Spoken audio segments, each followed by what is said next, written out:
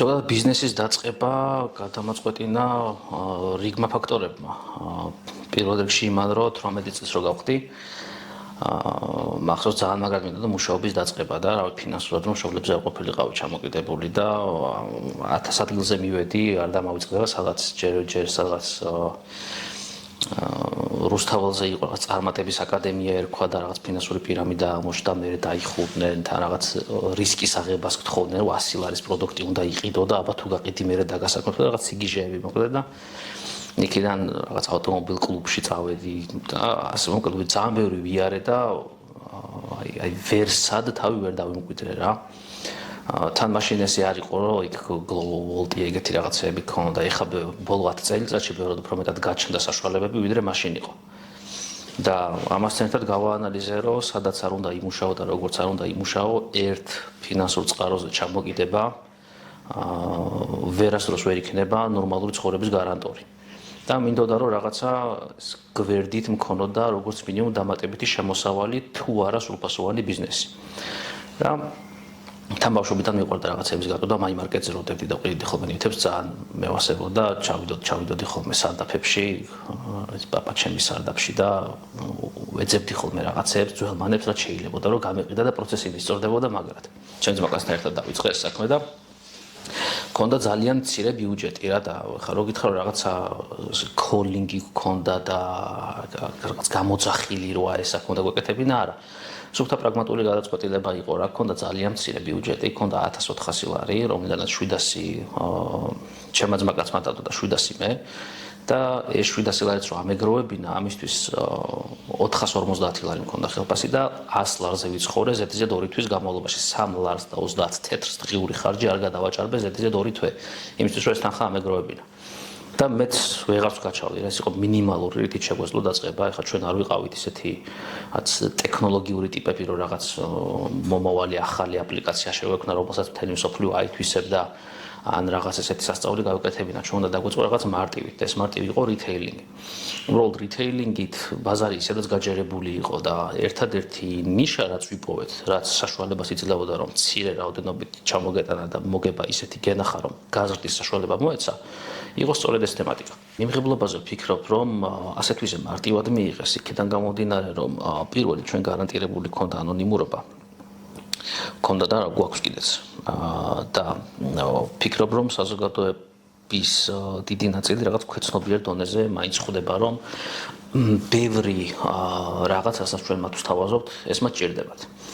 თუმცა გათვითცნობიერების დონეზე რა თქმა უნდა გვაქვს ბევრი პრობლემა, რაც შევატყე პირველ წელთან შედარებით შედარება არ არის. ძალიან ბევრი კითხვა, რომელსაც ადრე ვისვამდნენ, ეხლა ეგეთ ელემენტარულ კითხვებს აღარ სვავენ, არის კიდე რაღაც ჯგუფები, რომლებიც მუშაობენ ადამიანების ინტიმურ და სექსუალურ განათლებაზე და მაქსიმალურად გვერდში უდგავართ ესეთ ჯგუფებს. უბრალოდ ერთ-ერთი მთავარი რასაც ვხედავ არის ის, რომ არის ბევრი პრობლემა, რასაც ადამიანები საკუთარ თავთანაც არ აღიარებენ.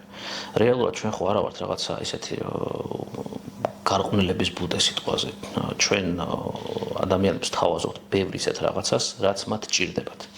ფიზიკურად სექსუალური ჯანმრთელობისთვის ჭირდებათ და სექსუალური ჯანმრთელობა და მენტალური ჯანმრთელობა ერთმანეთზე არის პირდაპირ გადაბმული. თუ ადამიანი თავის სექსუალურ ცხოვრებაში თავს ვერ გრძნობს ჯანმრთელად, თუ მას აქვს ნებისმიერი სახის პრობლემა და ის ამას არ აღიარებს საკუთარ თავთან, მისი სული რაღაცნაირად მაინც ყვირის ამ პრობლემას და შემდეგ ეს ითარგმნება უშუალოდ ადამიანის გარეგან განწყობაში, მის ხასიათში, მისი ცხოვრების ხარისხში საბოლოოდ. ჩვენ ვცდილობთ, რომ ამასთან დაკავშირებით ხალხი მაქსიმალურად ინფორმირებული იყოს და საკუთარ ჯანმრთელობას უფრთხილდებოდნენ. წინ ძალიან დიდი გზა გვაქვს, ბევრია გასავლელი, ბევრი ტაბუა დასაძლევი, მაგრამ ხა პერიოდს რომ გადახედო, რაც უკვე გავიარეთ, პროგრესი დიდია. საქართველოს ბაზარი არის ძალიან პატარა. აქედან გამომდინარე, ვერ იტყვი, რომ აი ეს რაღაცა უზარმაზარი კომპანია იმის და მიუხედავად რომ საქართველოს ბაზრისთვის ვართ საკმაოდ დიდები. ხა ჩვენ გვყავს არაერთი თანამშრომელი, ხო, რომლებიც ჩვენგან მიღებული შემოსავლით ცხოვრობენ და ისინი თავიანთ ოჯახებს არ ჩაერენ. ეს არის გუნდი. პირველ რიგში გუნდი მაძლევს ალბათ мотиваციას, ის გუნდი, რომელიც ჩვენ შევკარით. და ამის გარდა პროცესი, მე ვარ ტიპი, რომელიც პროცესით გაიფობს. აი, რომ მკითხო, რომელი მირჩევნია, ასე თქოს, $1,000,000, ესე დადებული მზამზარეულად თუ $1,000,000-ისკენ მიმოვალი პროცესი, გზას ავირჩევ. იმიტომ რომ გზით ვიღებ кайფს. შედეგზე მეტად მე მისწორდება გზა. და ეს სირთულეებიც რა თქმა უნდა გზის ნაწილია და თავგადასავალია რა. მე მიყვარს თავგადასავლები. ცხოვრება არის დინებასავით რა. აი, მაშინ როცა იტყვი რომ იცი რა, ამან თავის პოტენციალს უკვე მიაღწია და ეს ხა იქნება და ესე იარსებებს, იქნება მომენტი, როცა შენ დაიწყებ უფუსვლას.